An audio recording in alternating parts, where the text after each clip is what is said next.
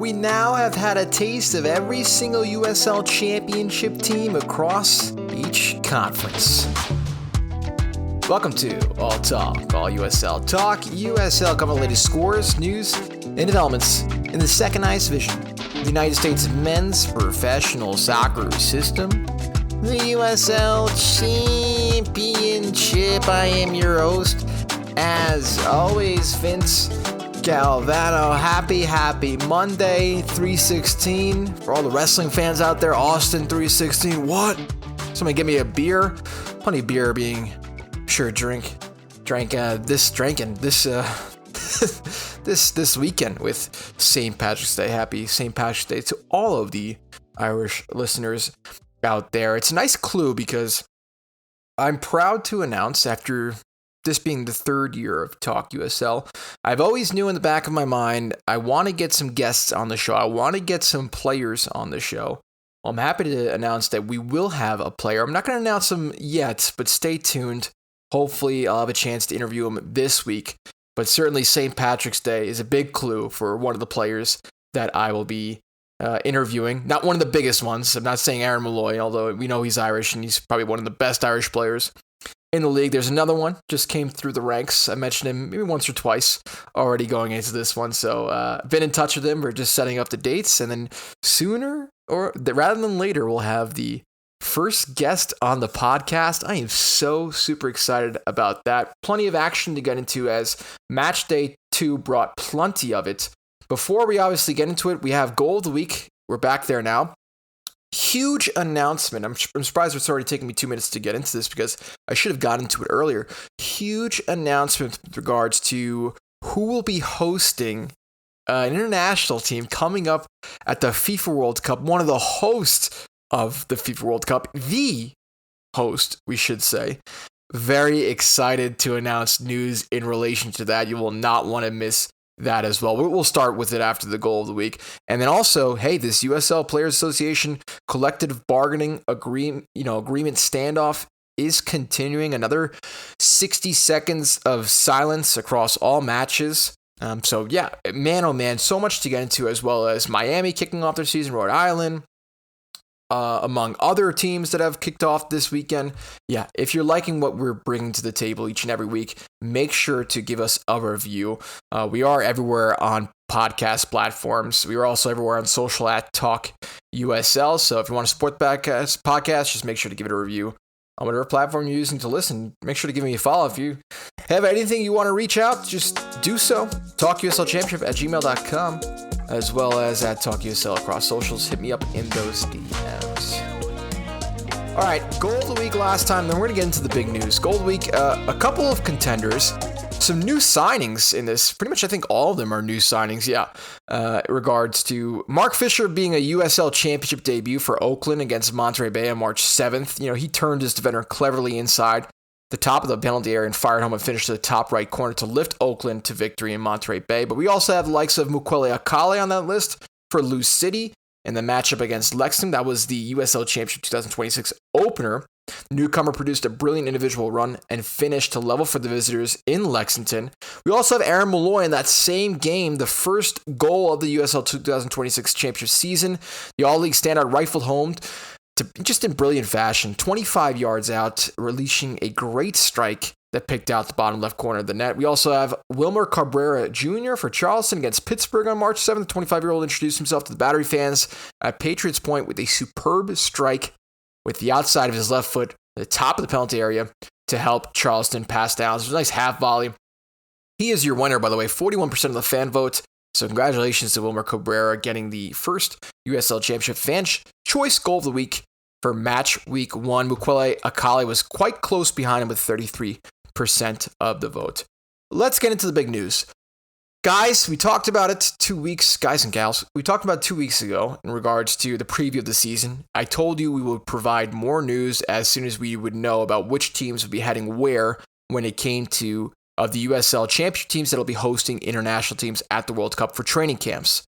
We talked about Oakland Roots and the Seoul facility going to Australia. Well, guess what? Orange County's Great Park to host the United States men's national team for the World Cup training camp. So that USL Championship venue is going to play a pivotal role. They selected the Championship Soccer Stadium at Great Park in Irvine, California as the official team base camp training site for the 2026 tournament. Orange County, I mean, what a beautiful team to go to. A great part of California, I'm sure about it.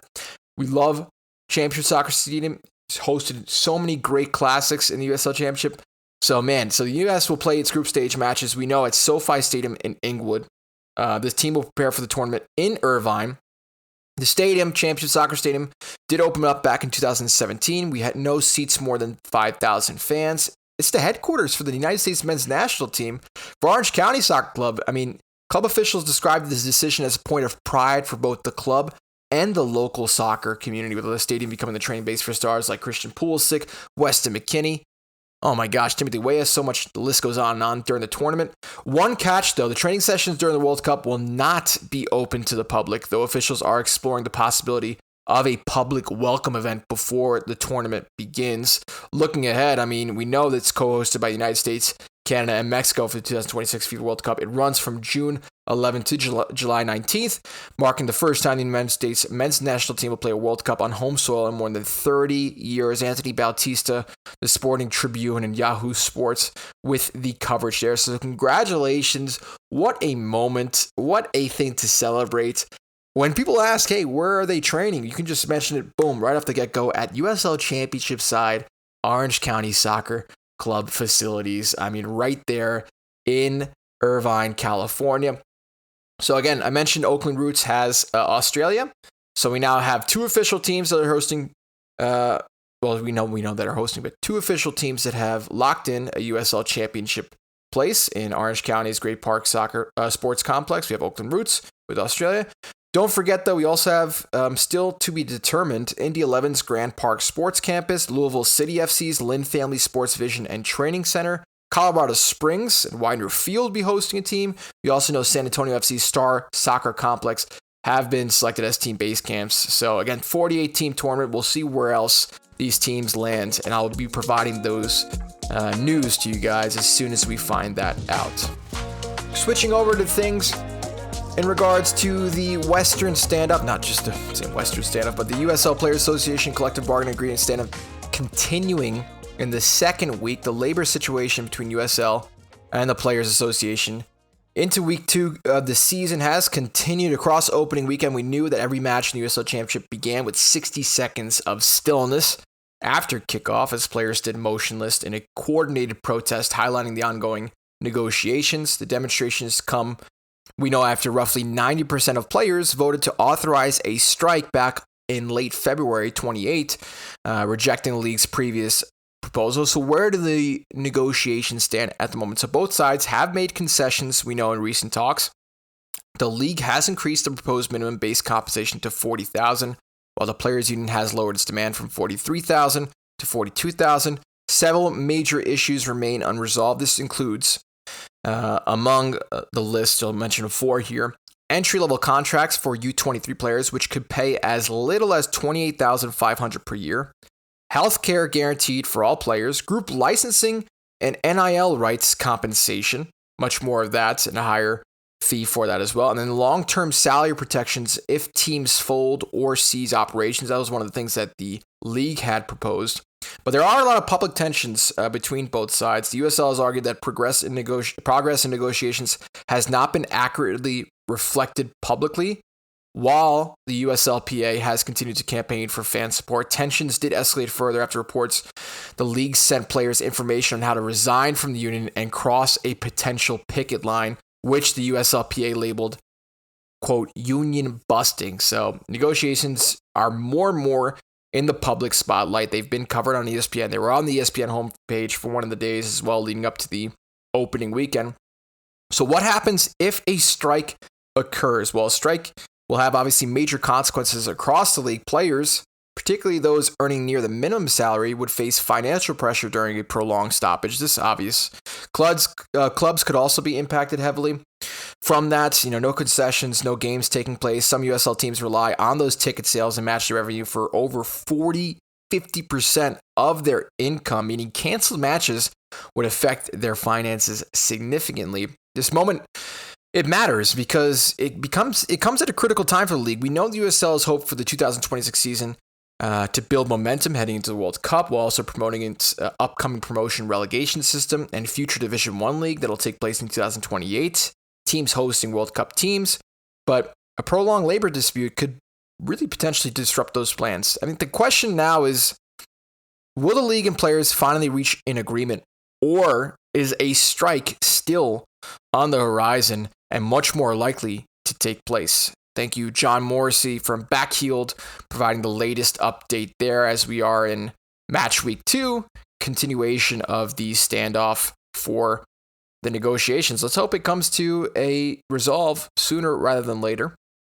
2 games I did not cover. 1 game I didn't cover from last week as we head into the match week contests for all of what was the past weekend.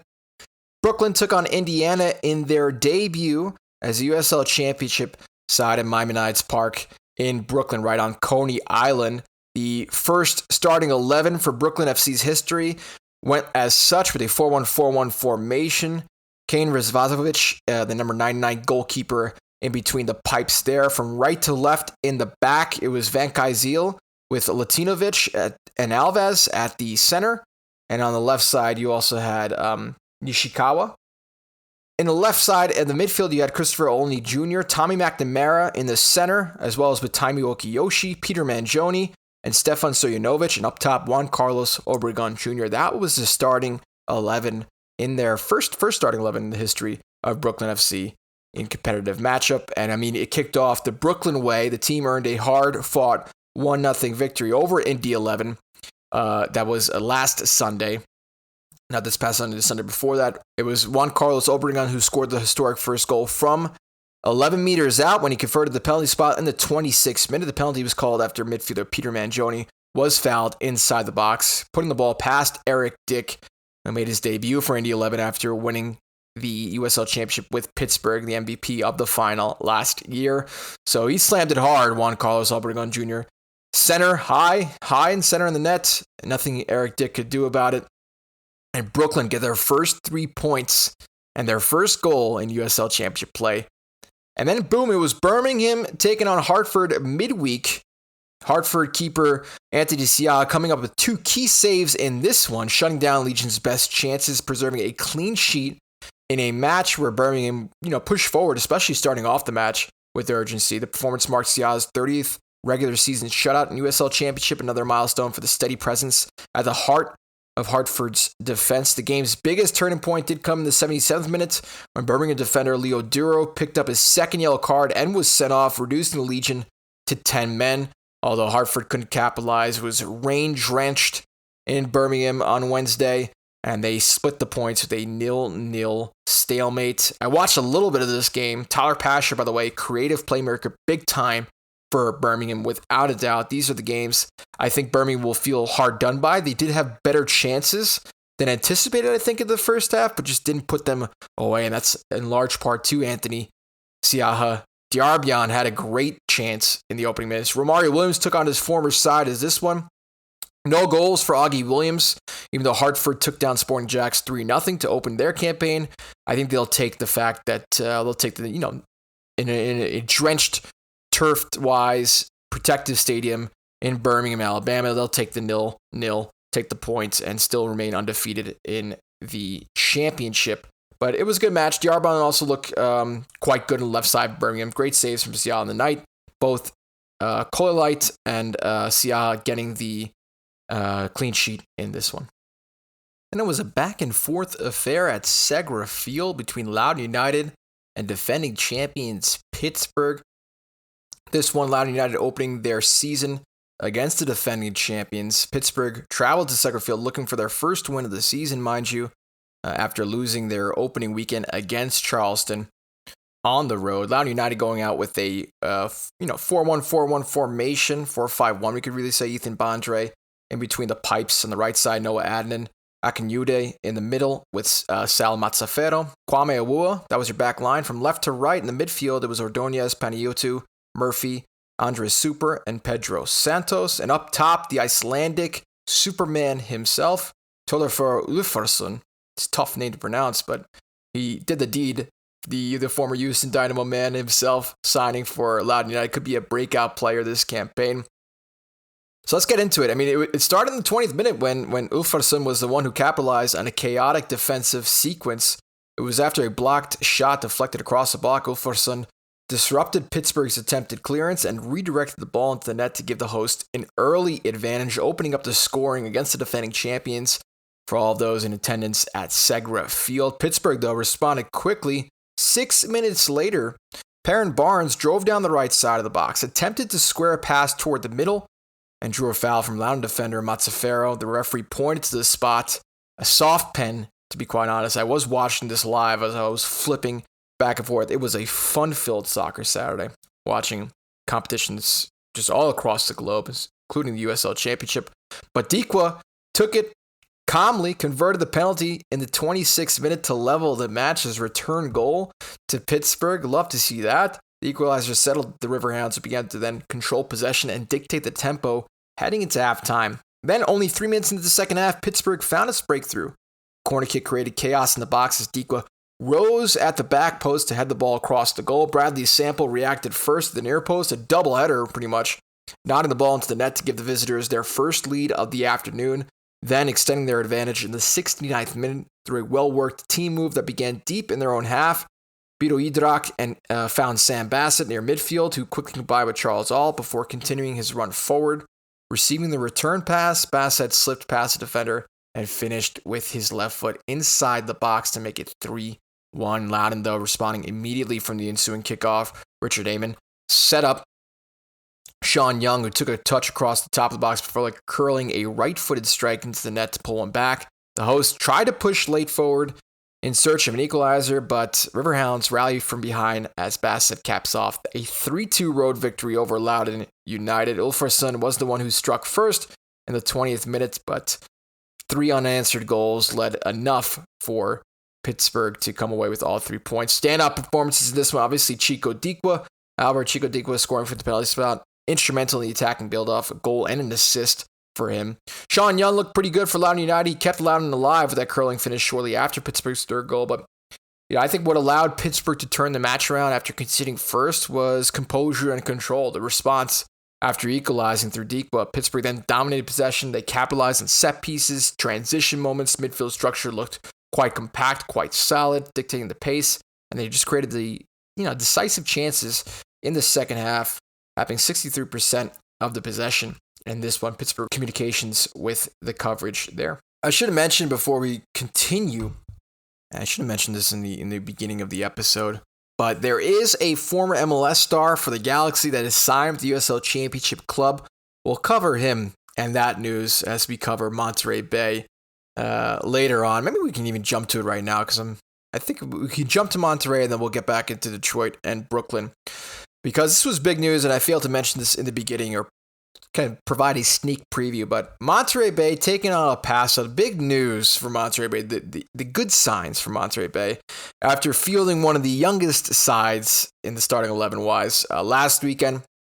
Sebastian Lletget, a big name signing arriving in the USL Championship, the former United States international, 33-year-old midfielder bringing more than a decade of experience at top levels of American soccer, making 33 appearances for the United States men's national team. He scored 8 goals, was part of the squads that won the CONCACAF Nations League, the CONCACAF Gold Cup in 2021, Nations League back in 2019-2020. At club level, spent most of his career in the MLS, playing for the likes of LA Galaxy, New England Revolution, FC Dallas. I'll remember him obviously much more for his time at LA Galaxy, where he's probably one of the top 20 all-time appearances made for the club.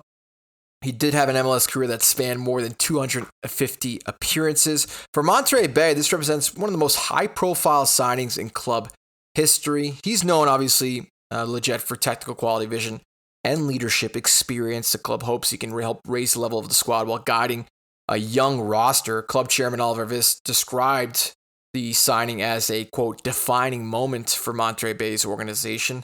Could signal that Monterey Bay's ambition to push higher up the Western Conference this season. I think the big question is, how much can a veteran MLS midfielder make in the USL Championship at this stage of his career, especially with such a young side like Monterey Bay? But did sends shockwaves. Really cool. A former United States international coming into the USL Championship. Maybe in this twilight of his career, we could say, but time will tell about that. Monterey Bay could certainly use the help because they fell 3-0 at Cardinal Stadium, hosting El Paso. El Paso picking up their first 3 points in the first road game. First half, it was Alex Mendez who scored on a free kick in the 20th minute to give Locomotive a 1-0 lead. Goes over the wall very nicely, bounces inside the 6-yard box, and 19-year-old goalkeeper Delgado misjudges it. But in the second half, things would go from bad to worse for Monterey Bay. Rubio Rubin scored his third goal of the season already in the opening 2 matches, then assisted Armando Moreno to give the Locos a 3-0 lead. Scored in the 51st minute, Rubin, and then 2 minutes later, put the nail in the coffin. And in the 66th minute, things would go even more from worse to even worse as Joseph would be sent off with a red card, leaving Monterey Bay to fend off for almost half an hour with 10 men. But no goals from Monterey Bay in this one. They could use some of that experience, some guidance somewhere. So hopefully Sebastian Lletget is the one to provide a bit more positive signs in Monterey Bay's imminent future. That was really exciting news. We'll get back into more games. Detroit taking on Brooklyn as they opened their season. The hosts set the tone immediately, scoring just 3 minutes into the match with newly appointed captain Devin Amu-Mensah. Threaded a through ball into the path of Darren Smith, who calmly finished to give LaRouge an early lead. After the quick start, the match settled even into a more balanced stretch, with Brooklyn creating a few moments of danger, including a nice direct free kick from none other than Juan Obregon Jr. That forced a save from Detroit goalkeeper Carlos Herrera. Gradually, Detroit's midfield trio, Maxi Rodriguez, Ryan Williams, Kobe Hernandez-Foster, really nice trio, by the way. They began to dictate some possession, pushing Brooklyn deeper into their own half. Detroit doubled its advantage in the 32nd minute after a defensive mistake from Brooklyn. A deflected header left the visiting goalkeeper stranded, allowing Darren Smith to capitalize and finish his second goal of the match. A brace for the Englishman there. The strike shifted momentum firmly in Detroit's favor. Brooklyn attempted to reset with substitutions early in the second half, but Detroit remained in control. Colby Hernandez-Foster nearly added a third, the 55th in the 51st minute with a curling effort that narrowly missed a far post. But in the 85th minute, Maxi Rodriguez drove forward through the center before slipping the ball to substitute Chisholm Agbuchalam, who chipped the ball over the Brooklyn goalkeeper to score in his club debut and complete the 3-0 victory. It was a great ball from Carlos Herrera and a great settle for Maxi Rodriguez to return to Detroit after his stint at Rhode Island, get the assist to really put the nail in that coffin. As Detroit, 3 points, 3 goals, you know the drill. Really stand-up performances from Maxi Rodriguez, Darren Smith, Agbuchalam coming off the bench and getting his first goal from Detroit's colors. Carlos Herrera, goalkeeper, provided a killer save to deny Brooklyn's Obregon Jr., but also helped preserve that clean sheet. What allowed Detroit City to control the match so comfortably, arguably, is that midfield. Maxi Rodriguez, Ryan Williams, and Kobe Hernandez-Foster. It's a really solid get-up. If you look at the starting 11 for Detroit, a lot of experience. I also like that front three of Atis Juve, Cedeno, and Maxi Rodriguez. Solid two-pivot midfield with Kobe Hernandez-Foster. Plenty of experience there after signing from Birmingham in the middle of last season. Ryan Williams is great.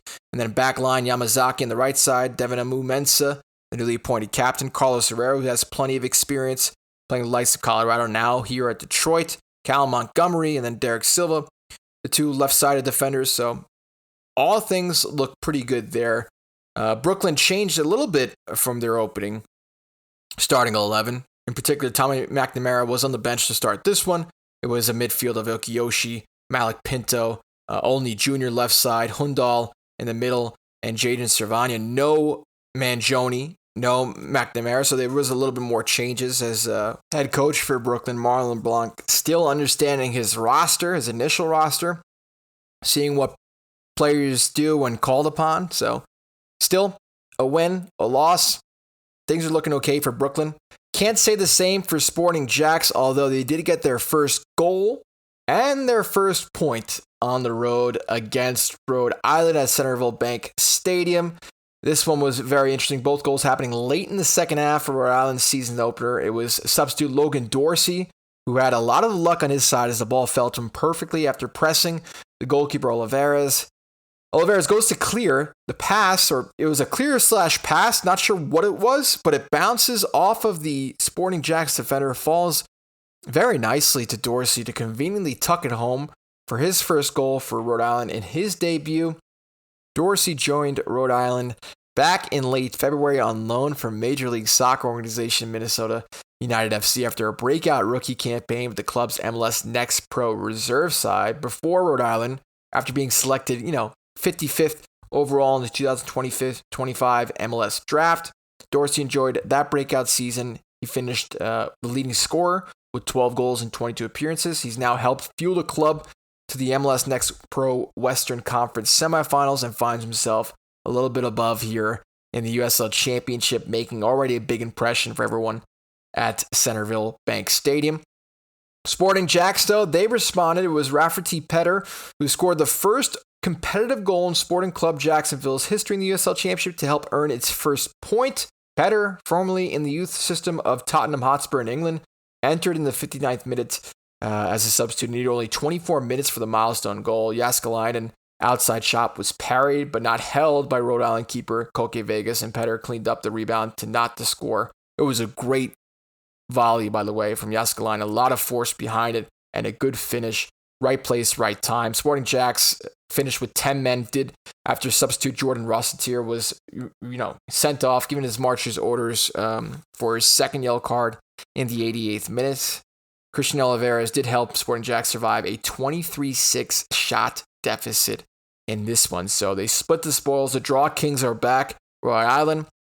Sporting Jacks will take some comfort knowing that, hey, we get our first point, we get our first goal in the campaign as a USL Championship side. Thanks Clayton Freeman from Florida Times Union for the coverage there. Lou City doing what Lou City does best, especially in front of approximately 9,000 fans at Lynn Family Stadium when they took on Miami FC. The breakthrough arrived in the 8th minute when Aiden McFadden surged forward and finished to give the host an early lead. Louisville continuing pressing on the front. Pressure paid off again midway through the half. In the 20th minute, Ray Serrano doubled the lead with a curling strike from distance that beat the Miami goalkeeper Eloy Room. Louisville barely allowed visitors time to regroup, striking just again 2 minutes later. A well-delivered corner from Jansen Wilson found Chris Donovan, who rose to head home his first Lou City goal and pushed the advantage even further, 3-0 to end the first half. But actually not. It was Miami managing to claw a bit of momentum just before halftime. 44th minute, Alessandro Malesi found the net to pull one back for the visitors, briefly threatening Louisville's command and grip of the match before heading into the break. But the hosts eventually sealed the results in the 68th minute, extending their lead through Ray Serrano looking up with Jansen Wilson, who finished the move to restore the 3-goal cushion and effectively end any hopes of a comeback. So Lou City dominating its home opener as 4 different scorers lead Louisville past Miami FC in a convincing win. Chris Donovan getting his first in the Royal Purple. Jansen Wilson, goal and an assist in this one. Ray Serrano making the headlines, and Aiden McFadden as well. Just a solid performance all around from Lou City in this one. The left back, though, Alessandro Malesi, getting his first goal in Miami's colors. We continue with the coverage, this time at Widener Field for Colorado's home opener. Starting off their home campaign in a 5-goal thriller between themselves and Las Vegas. All goals happening in the second half. The 60th minute, Yosuke Hanya made a strong run down the left flank and drove toward the end line before cutting the ball back into the box. Levante Johnson slid in front of the goal to finish the move and give the Switchbacks a deserved 1-0 lead. Colorado Springs doubled the advantage just 10 minutes later when a deflected ball fell to Sam Williams at the top of the box. Williams quickly slipped a one-touch pass to Jonas Feldberg, who controlled the ball before firing a right-footed strike into the bottom corner to make it 2-0. But then Las Vegas mounted a rapid comeback. In the 75th minute, Sesek delivering a dangerous set piece into the box, where Okiere rose above the defense to head home and cut the deficit. Just 4 minutes later, Okiere struck again, unleashing a powerful long-range effort that curled into the bottom corner to level the match at 2-2. With the momentum suddenly shifting, both teams pushed for a winner, but the decisive moment arrived in the 85th minute when a switchbacks corner created chaos in the box. It was recycled outside the area, and Mazurka lofted a cross back into the penalty area where New signing, Talon Maples, challenged for the header, and the ball deflected into the net to restore Colorado Springs' lead. Maples would not get the credit for the goal. It would go down as an own goal on behalf of Las Vegas player Ofemu. Colorado Springs surviving that comeback to ensure a 3-point victory, a dramatic 3-2 home victory in this one. Levante Johnson opening the scoring for Colorado's season. Yosuke Hanya looking as good as ever on the left side, especially as the game continued to open up in that second half. And I think what ultimately allowed Colorado to secure that victory was their attacking pressure throughout. I think it was their discipline in the second half as the Sporting Jacks continued to be a bit more open as the game progressed. And they found success and they were able to put two ahead. And then Las Vegas said, all right, now we have license to go forward and push everything we can. Come back with 2 goals, courtesy of Abraham Okiere. But boom, just like that, chaos in the box, giving them that 3 points. And boom, CBS KKTV Sports with the coverage there. Lexington took on Sacramento at Lexington Sporting Club Stadium. Hosts started the match on the front foot, applying early pressure. Lexington created the better opportunities in the first half, outshooting Sacramento 6-0. Only though a .44 expected goals advantage. The best opportunity came in the 21st minutes when Adedokun drove down the left side before laying the ball off to Marcus Epps at the top of the box just as Epps appeared ready to strike. Marc-Anthony Kaye stepped in with a timely interception to clear the danger. It did shift after halftime. Sacramento grew into the game. Republic FC emerged from the break with sustained possession, controlling about 80% of the ball during the opening 15 minutes of the second half. So great tactical adjustments courtesy of the coach for Republic FC. Sacramento's best opportunity arrived in the 82nd minute when Crisostomo fought through traffic and unleashed a long-range shot on target. But Oliver Semley produced a diving save to keep the match level. Republic nearly snatched the win in the closing moments. Kyle Edwards laid the ball back to Pep Casas, who delivered a precise pass to the German Dominik Wanner. On the left wing, the German attacker got a shot away under pressure, but Semley again made the crucial touch to push the effort just wide. So there it is. While Sacramento extended its unbeaten start to the season, Lexington earned its first point of the campaign in front of 5,500 supporters at Lexington Sporting Club Stadium. Defensive discipline from both sides resulting in a scoreless draw as Lexington earned its first point of the season. Thanks for coverage from both their official sites for that one. There was also a scoreless draw at One Oak Field between FC Tulsa and San Antonio. The hosts came out of the gate like a house of fire. Flurry of attacking threats with Owen Dam and Harvey St. Clair dishing up some dangerous crosses in the first half. Tulsa almost got a gift late on when there was a mishap from the goalkeeper Joseph Petruni from San Antonio. Plays it out, gets intercepted, and Delence Pierre, a left-footed shot from the center of the box, is saved in center goal by the goalkeeper San Antonio. It was a really nice chest save. It was more of the same in the second half. Scissors Tails outshooting San Antonio 7-5, holding the lion's share of possession, but Remy Cabral, Stefan Lukic both had decent chances as late substitutions. The scoreline did remain blank, though, after 90 minutes. Alex Tambakis in between the pipes for FC Tulsa.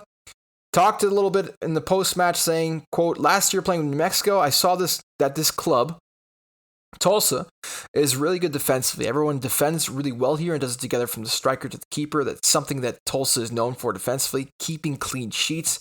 We were just a little unlucky up top today.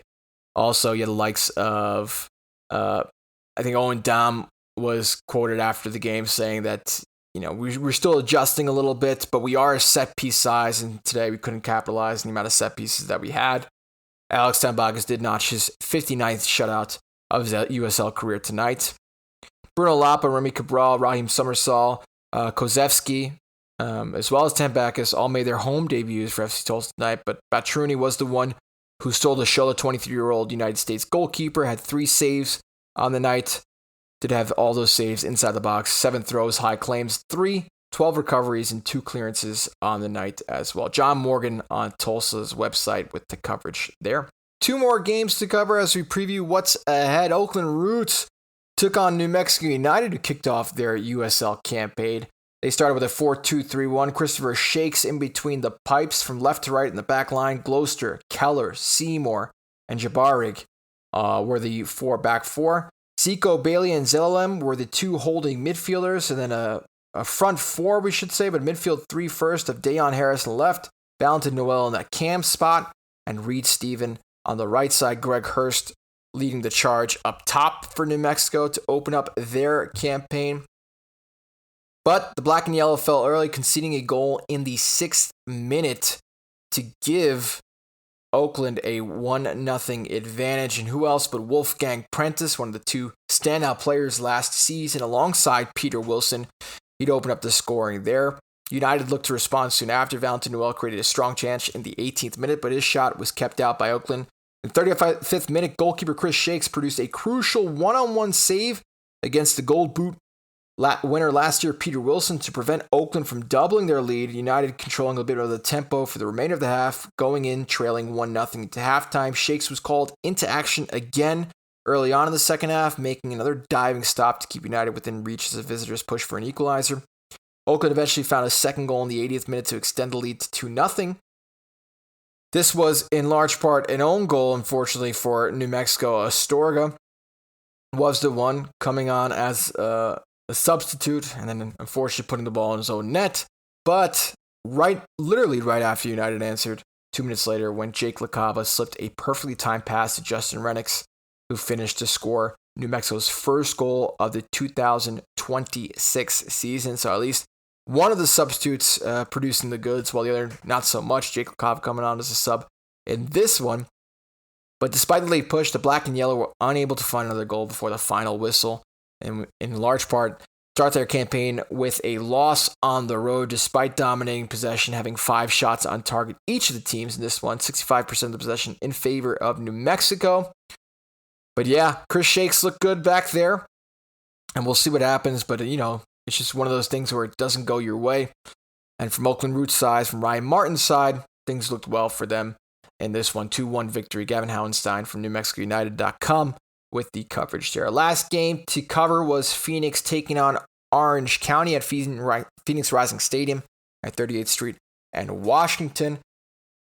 30th minute, that's when pretty much the scoring started. Diego Gomez regained possession in midfield, quickly found Sacco in space. Sacco took a touch before firing a right-footed shot from the outside of the box that curled into the bottom corner, giving Rising a deserved 1-0 lead heading into halftime, scoring their first goal for Rising's 2026 campaign. But just minutes later, they faced a little bit of adversity. Forward Juan Carvalho received his second yellow in first half stoppage time, leaving Rising to play the entire second half with 10 men. The match grew even increasingly tense as both sides finished the game with 10 players after Orange County's Ryan Tubbs was sent off in the 85th minute. Phoenix appeared on course to secure the victory, but Orange County found a late equalizer in the 3rd minute of stoppage time when Bazzini delivered the ball into the box where Nico Benalcazar poked the ball past goalkeeper Adunze to rescue a point for Orange County. The late goal spoiling what would have been a disciplined defensive effort for Rising, while playing a man disadvantage for the entirety of the second half. Stoppage time equalizer conceded, but nonetheless a point to share in their home opener. Sacco and Benalcazar producing the goods for each of their respective sides. Phoenix adjusted its shape, defended compactly to protect that lead for most of the second half. Pamadou Ka, the trainer for Phoenix Rising, talking about how he was very impressed with the team's discipline in that second half. On the night, though, 12 shots for the host, 9 shots for the visitors, 3 shots on target for Phoenix, 4 shots on target for Orange County, 6,026 exactly in attendance for Phoenix Rising. And that was literally what things were like in the second match day, we can say. I can now start talking about the league table. Some teams with 2 games, some teams with 1 game. We'll start Western Conference. The only team with 1 game is still New Mexico United, starting their season off, as we know, with the loss against Oakland. They find themselves at the bottom of the Western Conference, but no points from 2 opener games from Monterey Bay. Then 10th place, all the way to 7th place, all on 1 point to start the season. FC Tulsa, Las Vegas Lights, Lexington, and Phoenix. So each of those teams with a draw and a loss to start their campaign. Then undefeated top 6. 2 draws for Orange County, as they're the only team with 2 points. Top 5 here with San Antonio. 4 points to the good for them. Sacramento Republic also have 4 points, as well as El Paso and Colorado. But Oakland Roots, Ryan Martin's team, starting the season strong. Back-to-back wins. They'll take on a Phoenix side next, but they're top of the Western Conference. On the Eastern side of things, a lot more teams with just one game played, but you also have a couple teams with 2 games played. No shock for Louisville City. They sit at top of the Eastern Conference. 2 games played, 2 victories. Those victories coming against Lexington and the 2026 USL Championship opener, as well as their home opener against Miami FC. They'll take on Rhode Island next. Hartford sit right behind them, though, with a win and draw. Brooklyn in third place after 2 games, 3 points to go to win and a loss. Charleston Battery, with only 1 game played so far, but a win in that retrospect. They find themselves in 4th place, tied with Detroit. Pittsburgh get their wins underway after defending champions lost the home opener, their away opener to Charleston Battery. So they sit in 6th place with 3 points. Tampa Bay Rowdies as well as 3 points, but only 1 game played. In 8th to 13 now, as we know, Eastern Conference having 13 teams. 1 point for Birmingham in the opening 2 games for them. Rhode Island do have a draw to start out, so they are tied on 1 point. Sporting Jacks up there as well. Bottom 3, no wins to start their campaign. Indy 11, Loudoun United, and Miami FC, albeit they'll take solace in the fact that they've only played 1 match. Taking a look at the schedule, what things have for March 21st. Hopefully we still have games and no protests, or no strikes, we should say. Loudoun United hosting Miami at 3 p.m. Eastern, 11 Pacific on Saturday, March 21st. Then we'll have on Saturday, March 21st at 4 p.m. Eastern, 1 Pacific, 3-hour time difference, that's right. Louisville City takes on Rhode Island at Lynn Family Stadium. On Saturday, close proximity here, a derby match between Brooklyn and Hartford Athletic at 7 p.m. Eastern at Brooklyn at Miami Knights Park. That should be really interesting, 7 p.m. Eastern, 4 Pacific there. Indy 11 will take on Detroit at home, 7 p.m. Eastern, 4 Pacific there as well. Same time, you have Charleston Battery hosting Birmingham Legion. Half an hour later, you have Tampa Bay Rowdies hosting the defending champions Pittsburgh Riverhounds at 7:30 Eastern, 4:30 Pacific. At 8 p.m. Eastern, 5 Pacific, FC Tulsa hosts Las Vegas Lights. Half an hour later, you have San Antonio FC taking on New Mexico. And then at 10 p.m. Eastern, 7 Pacific, Orange County hosts Colorado Springs Switchbacks. Phoenix Rising hosts Oakland Roots. And also you'll have a derby match between Sacramento hosting Monterey Bay at the 10 p.m. Eastern, 7 Pacific hour. A couple midweek contests as well. Lexington will host Brooklyn on March 25th, but we'll cover that next time around. As well as Sporting Jacks hosting Miami. And that's how things are shaping up in the USL Championship. But yeah, man oh man, we are in full throttle. Let's see what happens with the strikes as things progress. Thanks as always for sticking around the entirety of the episode. You are much, much appreciated. And yeah, sooner rather than later, our first guest coming on. Hopefully things go well this week, and we can manage to get him on, and I can manage to also edit all the stuff there. And yeah, it'll be our first video call. It'll be very interesting. Let's hope, touch wood, everything goes well. That's it for now. Take care, and talk soon.